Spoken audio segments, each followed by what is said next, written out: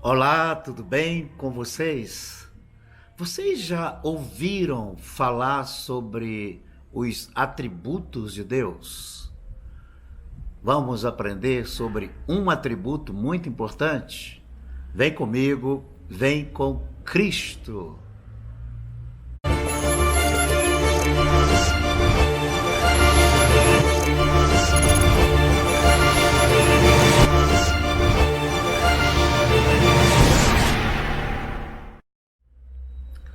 Bem, gente, nós sabemos que Deus tem atributos que somente Ele tem, ou seja, são qualidades atribuídas a seu caráter, a sua pessoa, que não são atribuídos a outras pessoas. Por exemplo, é, a onisciência é um atributo somente de Deus. Ele é o único que tem o conhecimento sobre todas as coisas. A onipresença é uma característica de Deus, porque Ele é o único presente em todos os lugares, a todo momento e todo instante. A onipotência é um atributo somente de Deus, é o único todo-poderoso, né? Sobre tudo e sobre todas as coisas. Podemos falar também de vários outros atributos que são de Deus. Por exemplo, o amor. Aí você pode pensar assim, mas o homem, o ser humano também tem amor. Mas o amor do homem não é o mesmo amor de Deus. O amor de Deus é um amor incondicional e o amor do homem sempre é um amor condicional. Então Deus também, o amor é um dos atributos de Deus. E tem um outro atributo que também o homem tem, mas que é um atributo que muita gente não sabe ou não querem saber. Que atributo é esse? A ira de Deus, né? Deus é um Deus que ama, amoroso, mas também Deus é um Deus irado. É um Deus que está em constante ira. Como que é isso, gente, né? Como que Deus pode estar irado? Bem, a ira de Deus é uma atitude permanente dele, santa e justa, diante do pecado e diante da injustiça, né? A ira de Deus é uma qualidade pessoal sem a qual, né, sem essa ira, Deus deixaria de ser completamente justo, ou seja, se Deus é justo, também ele tem ira. E se Deus tem ira, também ele tem a sua justiça. Então, tem uma frase que muitos pregadores e livros escreveram e falaram, né? Acho que falam até hoje. A frase é o seguinte: Deus não ama o pecado, mas Deus ama o pecador. Mas se você for ler a Bíblia, você vai ver que Deus não ama nem o pecado e nem o pecador, porque ambos estão debaixo da sua ira, estão debaixo da sua condenação, estão em rebelião contra Deus, são inimigos de Deus.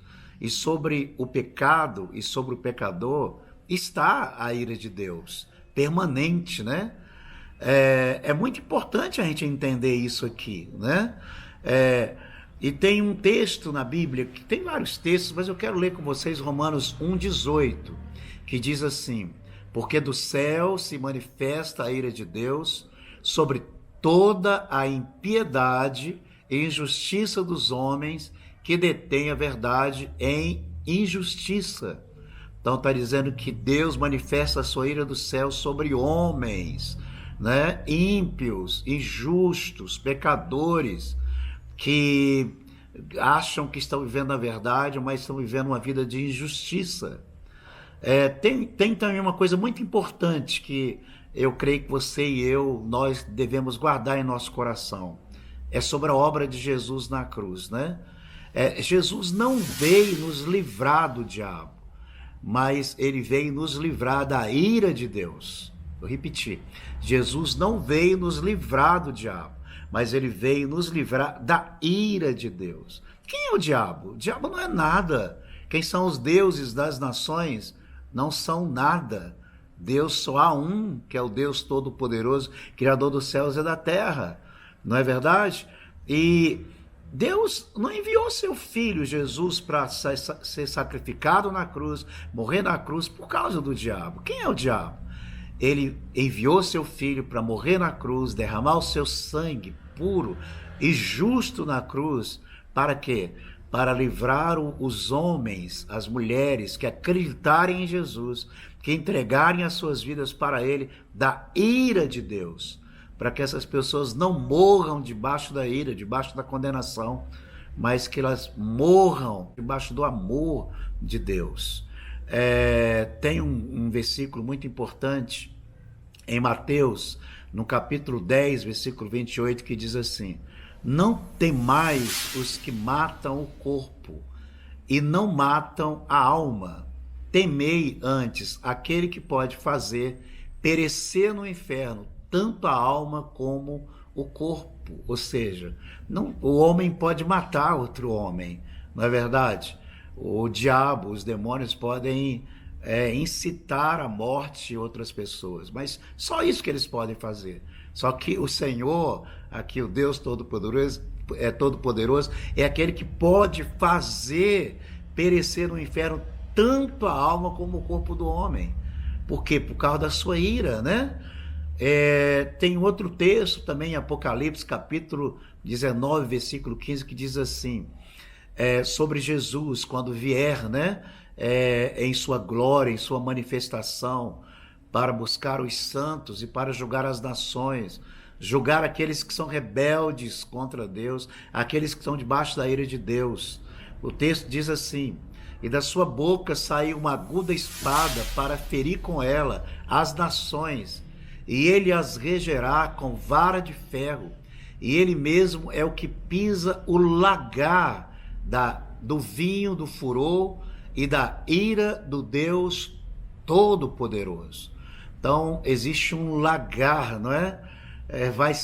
Esse lagar vai ser cheio de pessoas das nações que vivem rebeldes contra Deus, não são humildes, não acreditam nele, vivem seus pecados, vivem uma vida de injustiça, acredita em todos os outros deuses, mas não acredita na obra de Deus em trazer seu Filho Jesus Cristo na cruz para resgatar o pecador e livrá-lo da ira, né? Sobre esse mesmo texto que nós lemos em Apocalipse, ele é descrito também em Isaías 63, versículo 3, que diz assim: eu sozinho pisei no lagar, e dos povos ninguém houve comigo, e eu os pisei na minha ira.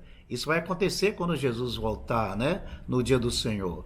E os esmaguei com o meu furor, e o seu sangue salpicou as minhas vestes, e manchei toda a minha vestiduras. É muito importante, gente, nós entendermos, né? O crente também precisa entender que Deus fica irado, né? É muito importante, né? Quantos cristãos, gente, e quantos crentes sabem que Jesus Cristo não veio para nos livrar dos problemas, né, que temos, seja em nossas fraquezas, em nossas lutas pessoais, ou em nossos pecados individuais, nem mesmo da opressão do diabo, mas Jesus Cristo veio para nos livrar da ira de Deus. Somente o sacrifício de Jesus, aceito pelo ser humano, é que pode livrar o ser humano da ira de Deus, de estar nesse lagar, né? No final, quando Jesus Cristo voltar pela segunda vez. Então, é importante entender que Deus está irado, mas porque Ele nos ama, não é? Ele é um Deus irado contra o pecado e contra o pecador, mas porque Deus nos ama, o que Ele fez? Ele enviou o seu Filho para morrer em nosso lugar, pois só Cristo poderia ou poderá pagar o preço que a justiça divina exige ou exigia. E isso custou a vida de Jesus Cristo. Só Ele pode pagar, né? Está escrito em João, no capítulo 3, versículo 36. Por isso, quem crê no Filho, quem crê em Jesus, tem a vida eterna. O que todavia se mantém rebelde contra o Filho, não verá a vida, mas sobre ele permanece a ira de Deus. O que está dizendo manter-se rebelde? A pessoa religiosa, diz que é crente, diz que crê, mas não entregou a sua vida para ele, não foi humilde, não recebeu em seu coração, não passou pelo batismo nas águas, não obedece à sua palavra, não lê a Bíblia. Então essa pessoa é rebelde contra ele. E sobre essa pessoa não está a vida eterna, mas sobre ele permanece a ira de Deus. Também em Colossenses, no capítulo 3, versículos 5, 6 e 7, diz assim: fazei, pois, morrer a vossa natureza terrena, quais? Prostituição, impureza, paixão, lasciva, desejo maligno e avareza, que é idolatria. Por essas coisas é que vem a ira de Deus sobre os filhos da desobediência. Observe, gente, que a maioria das pessoas na terra estão debaixo da ira de Deus. São filhos da desobediência, são pessoas que vivem aí na prostituição, na roubalheira, na imundícia, na idolatria, na mentira, na desonestidade, né? Na impureza, no desejo maligno, são pessoas avarentas, né? Sobre essas pessoas está a ira de Deus, né? Diz a palavra aqui, né? Por exemplo, se você ainda questiona, né? O que deve fazer então para mudar essa situação? Saiba o que aplaca, é bom você saber que o que aplaca a ira de Deus, essa ira referida acima aí, né? É a obediência a Cristo completa, né? Que o Senhor fez na cruz, né? Isso tem efeito em nós, ou seja, aquilo que Cristo fez na cruz tem efeito em qualquer ser humano quando obedece o Senhor. Né? A Bíblia diz em 2 Coríntios capítulo 5, versículo 21, né? Aquele que não conheceu o pecado, quem que não conheceu o pecado? Jesus Cristo. Ele o fez pecado por nós, para que nele fôssemos feito justiça de Deus. Ou seja, a justiça de Deus em nós por causa do trabalho de Jesus na cruz, que nos livra da ira, né? Jesus foi para a cruz para morrer em nosso lugar. Isso é muito importante a gente entender. E é importante falar isso agora, que se aproxima dia 25, né? Do 12, o Natal. É importante entender que Jesus veio para isso, não é? Não foi só para dar presente, comer a ceia e ficar, não. Ele veio para nos livrar da ira de Deus. Esse é o maior presente. Então Jesus foi para a cruz morrer em nosso lugar. Ele tomou sobre si a ira de Deus que era contra nós, reconciliando-nos então com Deus pelos seus méritos. Se você já leu a Bíblia, os evangelhos principalmente, onde fala sobre a morte de Jesus na cruz, você vai ver que tem um momento em que Jesus fala assim: Deus, Deus meu, por que me desamparaste? Aquele momento ele estava tomando a ira de Deus, de toda a humanidade sobre ele. Então ele sentiu que estava sozinho. E ele chama Deus, Deus meu, por que me desamparaste? Depois que ele toma essa ira sobre ele, antes dele morrer, ele já não chama Deus de Deus. Ele fala assim: Pai, em tuas mãos eu te entrego o meu espírito. Ou seja, naquele momento em que ele tomou toda a ira de Deus, não foi o Pai, não foi a relação de pai e filho, mas a relação de um Deus irado que estava derramando toda a sua ira sobre seu filho, para que ele levasse essa ira, essa condenação de toda a humanidade que acreditasse nele. Depois que ele tomou, então ele vira e fala: Pai, em tuas mãos eu te entrego o meu espírito, né?